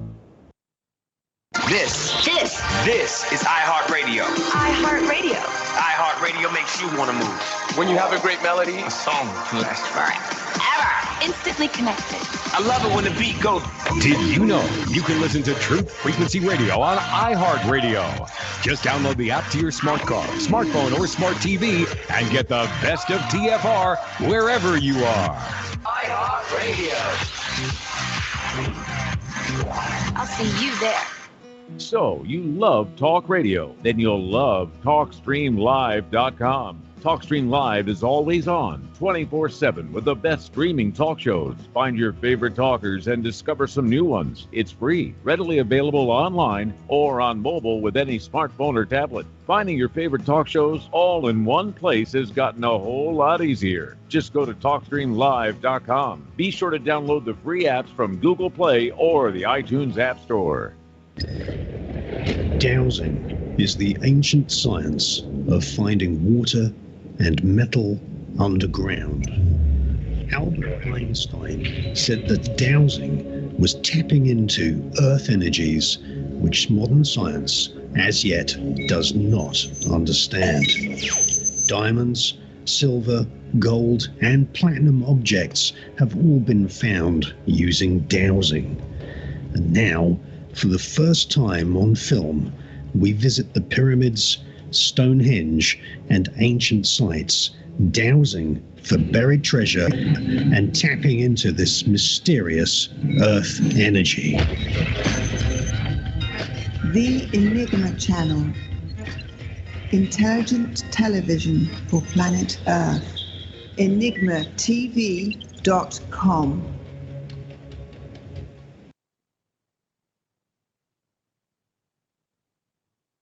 This is Truth Frequency Radio. No hate, no hype, no fear. Real people, real radio.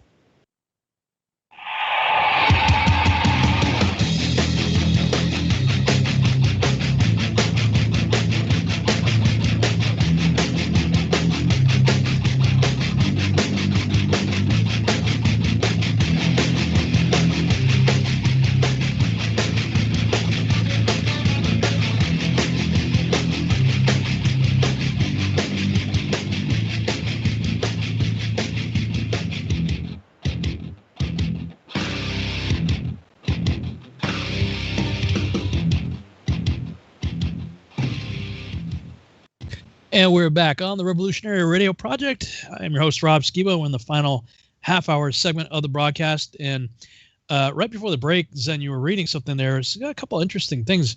It sounded like Potiphar was wanting to get kinky with him or something. And Gabriel... Yeah, that was very... I had never seen that before, but it seems that, yeah, he was somehow maybe attracted to him in some kind of perverted way and had some kind of designs that were not kosher. Yeah. Well, maybe that explains why his wife was so like right needy. Yeah, true that. Yeah. And also, she had some astrologers or something tell her that she was going to have offspring with him, but that so he ended up marrying her daughter. Joseph married. Yeah, Seneth, because Potiphar is the one that adopted her, and she became his daughter. That's right. You talked about that last week. Yeah. That she was adopted because she was the daughter of Dinah. Dinah, yeah, and Shechem. Through the rape with Shechem. Hamor, yeah, Hamor. Wow, that's boy, and she had to have been shaking in her boots after Joseph became second in charge and all that fanfare that we read in Josser. She had to have been like, oh boy, right? He's like Captain Big Cheese now, and I put him in prison and lied about it. Yeah, exactly, and tried to seduce him. Sure. I wonder if the Legends of the Jews deal with that, because I don't think it says anything in Josher. But, I mean, she had to have been freaking out. Joseph was completely restored. I'm not sure as to whether it goes into that specifically, but I know that it covers the story of Zilliqa and Joseph in quite in depth. So cool. Well, I'll let you get back to it. All right. Sounds good. All right. Continuing. If it be thy wish that I forsake idol worship, then fulfill my desire, and I will persuade that Egyptian husband of mine to abjure the idols, and we shall walk in the law of thy God. Joseph replied, the Lord desireth not that house who fear him, not that those who fear him shall walk in impurity, nor hath he pleasure in the adulterer. Another time she came to him and said, if thou wilt not do my desire, I will murder the Egyptian and wed with thee according to the law. Whereat Joseph rent his garment, and he said, O woman, fear the Lord, and do not execute this evil deed, that thou mayest not bring destruction down upon thyself. For I will proclaim thy impious purposes to all in public. Again, she sent him a dish prepared with magic spells, by means of which she hoped to get him into her power. But when the eunuch set it before him, he saw the image of a man handing him a sword, together with the dish, and warned by the vision, he took good care not to taste of the food. A few days later, his mistress came to him and asked him why he had not eaten of what she had sent him. He reproached her, saying, how couldst thou tell me, I do not come nigh unto the idols, but only unto the Lord? The God of my fathers hath revealed thy iniquity to me through an angel, but thou mayest know that the malice of the wicked has no power over those who fear God in purity. I shall eat thy food before thine eyes, and the God of my fathers and the angel of Abraham will be with me. The wife of Potiphar fell upon her face at the feet of Joseph, and amid tears she promised not to commit this sin again. But her unholy passion for Joseph did not depart from her, and her distress over her unfulfilled wish made her look so ill that her husband said to her, why is thy countenance fallen? And she replied, I have a pain at my heart, and the groanings of my spirit oppress me.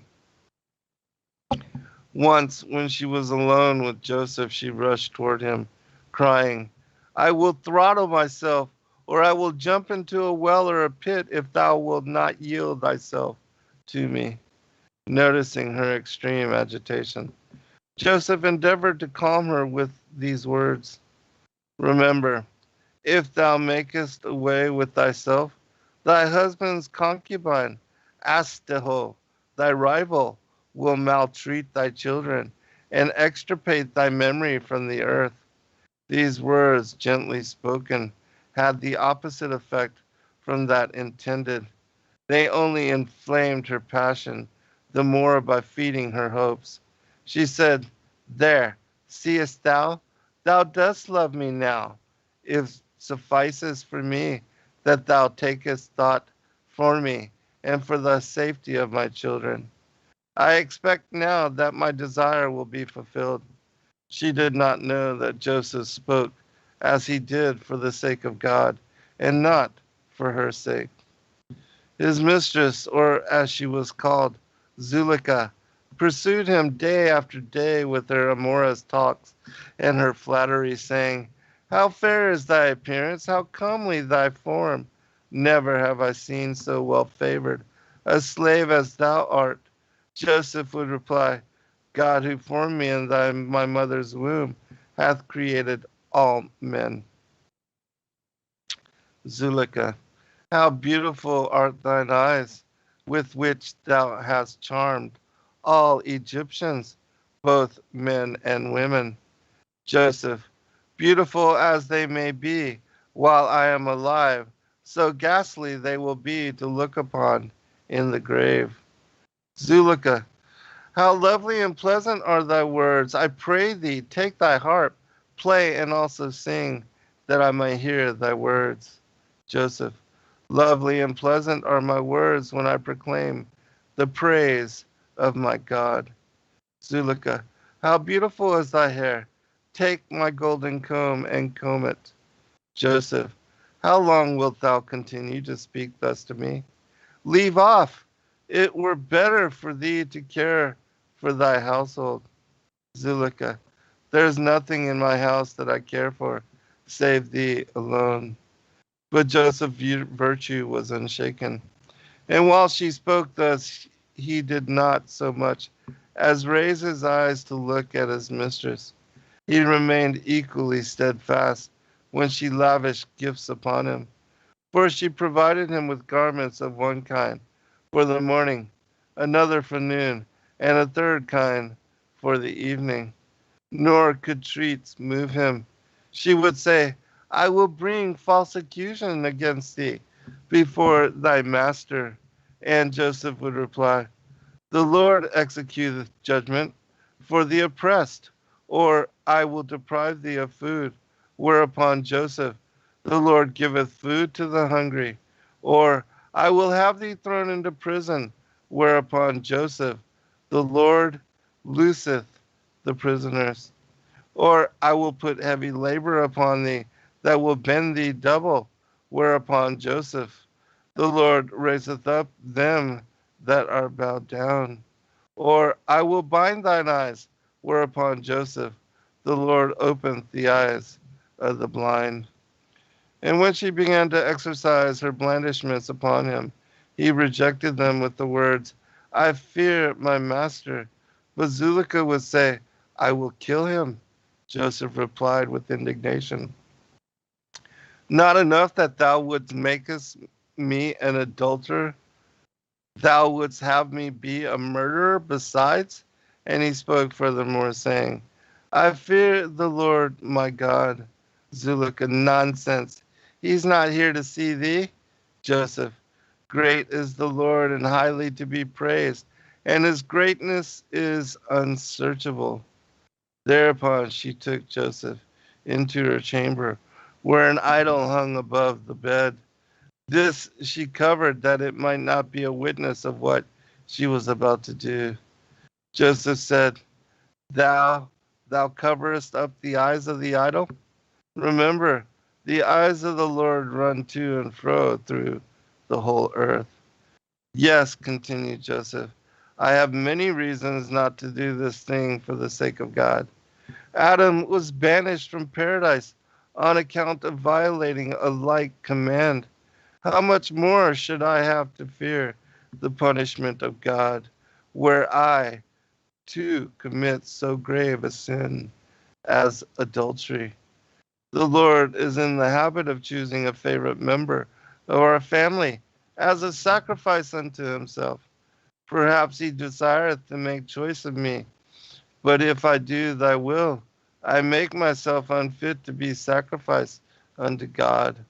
Also the Lord is in the habit of appearing suddenly in visions of the night unto those that love him. Thus did he appear unto Abraham, Isaac, and Jacob. And I fear that he may appear unto me at the very moment while I am defiling myself with thee. And as I fear God, so I fear my father, who withdrew the birthright from his firstborn son, Reuben, on account of an immoral act, and gave it to me, where I, to fulfill thy desire, I would share the fate of my brother Reuben. With such words, Joseph endeavored to cure the wife of his master of the wanton passion she had conceived for him, while he took heed to keep her far from a heinous sin, not from fear of the punishment that would follow, nor out of consideration for the opinion of men, but because he desired to sanctify the name of God. Blessed be he before the whole world. It was this feeling of his that Zilliqa could not comprehend. And when finally carried away by passion, she told him in unmistakable language what she desired, and he recoiled from her. She said to Joseph, "Why dost thou refuse to fulfill my wish? Am I not a married woman? None will find out what thou hast done." Joseph replied, "If the unmarried women of the heathen are prohibited unto us, how much more their married women? As the Lord liveth, I will not commit the crime thou biddest me to do." In this, Joseph followed the example of many pious men who utter an oath at the moment when they are in danger of succumbing to temptation, and seek thus to gather moral courage to control their evil instincts. When Zilliqa could not prevail upon him to persuade him, her desire threw her into a grievous sickness. And all the women of Egypt came to visit her, and they said unto her, "Why art thou so languid and wasted, thou that lackest nothing? Is not thy husband a prince great and esteemed in the sight of the king? Is it possible that thou canst want aught of what thy heart desireth?" Zilliqa answered them, saying, "This day shall it be made known unto you whence cometh the state wherein you see me." She commanded her maidservants to prepare food for all the women, and she spread a banquet before them. In her house she placed knives upon the table to peel the oranges, and then ordered Joseph to appear arrayed in costly garments and to wait upon her guests. When Joseph came in, the women could not take their eyes off of him, and they all cut their hands with the knives, and the oranges in their hands were covered with blood. But they, not knowing what they were doing, continued to look upon the beauty of Joseph without turning their eyes away from him. And then Zilliqa said unto them, "What have ye done? Behold, I set oranges before you to eat, and ye have cut your hands." All the women looked at their hands, and lo, they were full of blood, and it flowed down and stained their garments. They said to Zilliqa, This slave in thy house did enchant us, and we could not turn our eyes from him on account of his beauty. She then said, this happened to you that looked upon him but a moment, and you could not refrain yourselves? How then can I control myself in whose house he abideth continually, who see him go in and out day after day? How then should I not waste away or keep from languishing on account of him? And the woman spake, saying, it is true, who can look upon his beauty in the house and refrain her feelings? But he is thy slave. Why dost thou not disclose to him that which is in thy heart, rather than suffer thy life to perish through this thing? Zilliqa answered them, daily do I endeavor to persuade him, but will not consent to my wishes. I promised him everything that is fair, yet have I met with no return from him, and therefore I am sick, as you may see. Her sickness increased upon her. Her husband and her household suspected not the cause of her decline, but all the women that were with her were her friends knew that it was on account of the love that she bore Joseph, and they advised her all the time to try to entice the youth. On a certain day, while Joseph was doing his master's work in the house, Zilliqa came and fell suddenly upon him. But Joseph was stronger than she, and he pressed her down to the ground. Zilliqa wept, and in a voice of supplication and in bitterness of soul, she said to Joseph, hast thou ever known or seen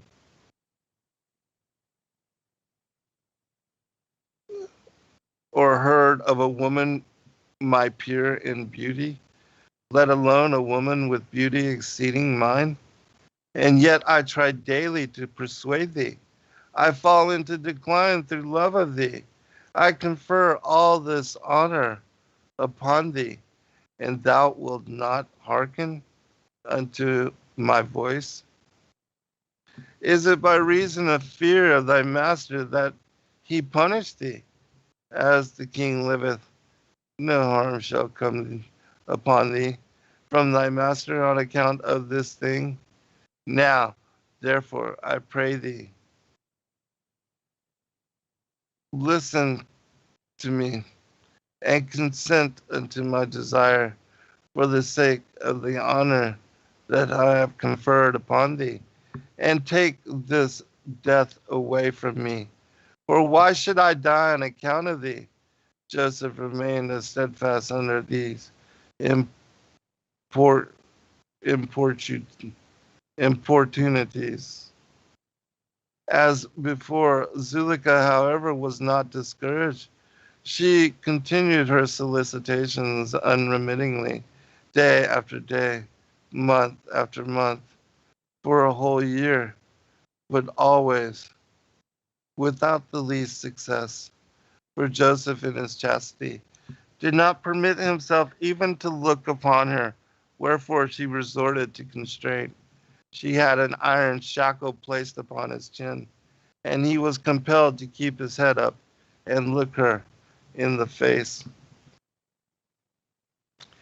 Seeing that she could not attain her object by entreaties or tears, Zilliqa finally used force. When she judged that the favorable chance had come, she did not have long to wait. When the Nile overflowed its banks, and according to the annual custom of the Egyptians, all repaired to the river, men, women, people, and princesses, accompanied by music. Zilliqa remained at home under pretense of being sick. This was her long looked for opportunity. she thought. She rose up and ascended to the hall of state and arrayed herself in princely garments. She placed precious stones upon her head, onyx stones set in silver and gold. She beautified her face and her body with all sorts of things for the purifying of women.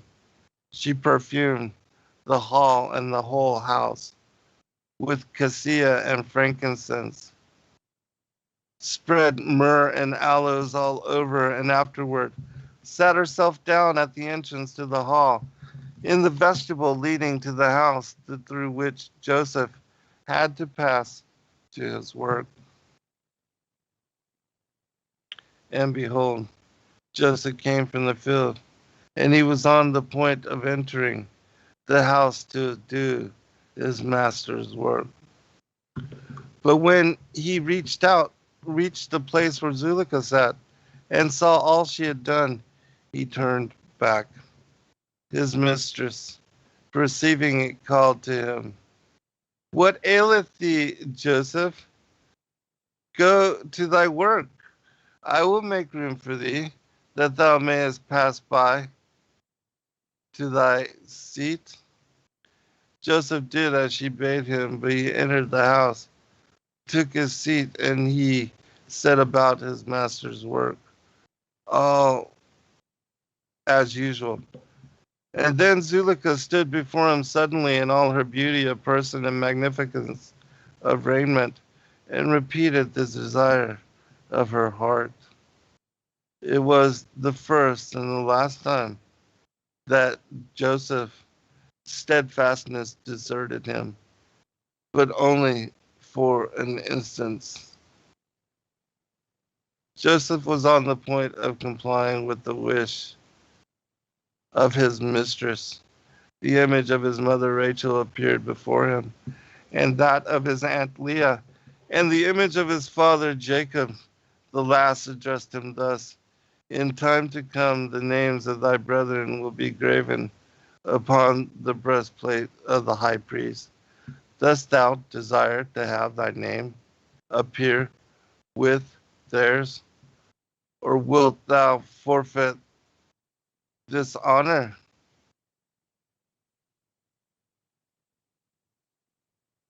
For now he that keepeth company with harlots wasteth his substance. This vision of the dead, and especially the image of his father, brought Joseph to his senses, and his illicit passion departed from him. Astonished at the swift change in his countenance, Zilliqa said, "My friend and true love, why art thou so affrighted that thou art near to swooning?" Joseph: "I see my father."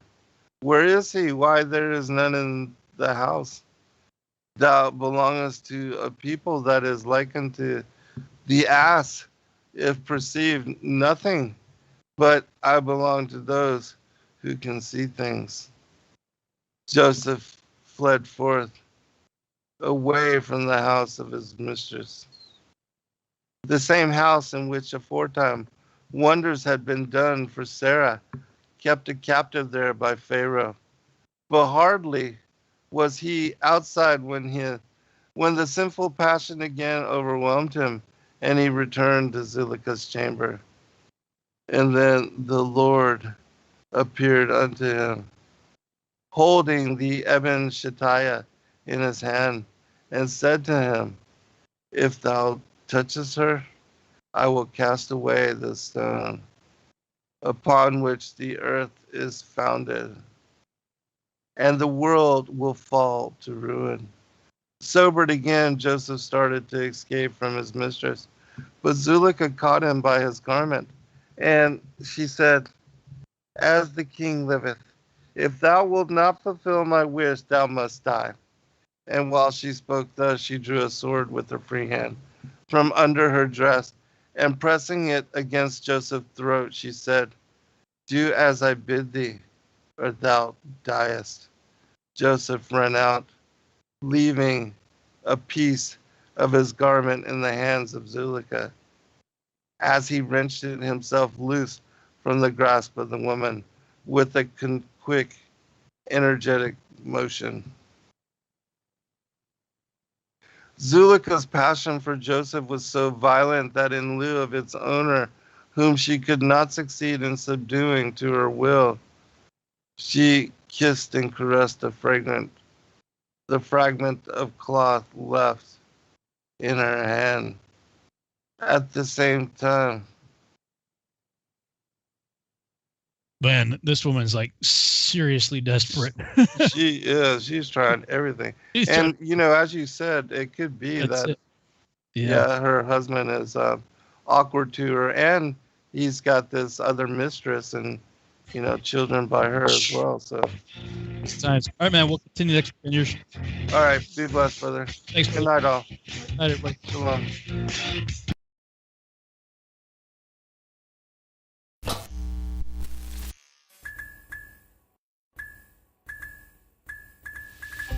Thank you, everybody, for joining us for this video and this broadcast. We appreciate all of you and thank you for your patronage. Please do like and subscribe and share with your friends. God bless all of you in your seeking.